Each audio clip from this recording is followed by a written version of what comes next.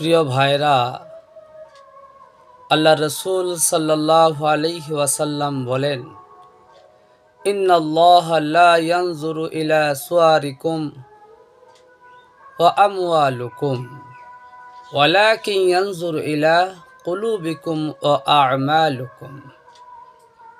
আল্লাহ সুবহানাহু ওয়া তাআলা আমাদের দেহের আকার আকৃতি দেখেন না,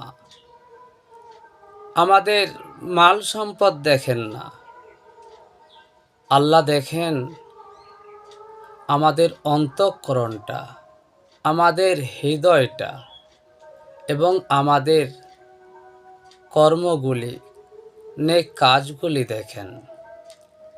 কিন্তু আফসোস, আমরা দেহের প্রতি যতটা যত্নশীল, দেহের প্রতি যতটা মনোযোগী, আমরা আত্মার ব্যাপারে ততটাই উদাসীন। আল্লাহ আমাদের সকলকে হেদায়েত নসিব করুন, আমিন।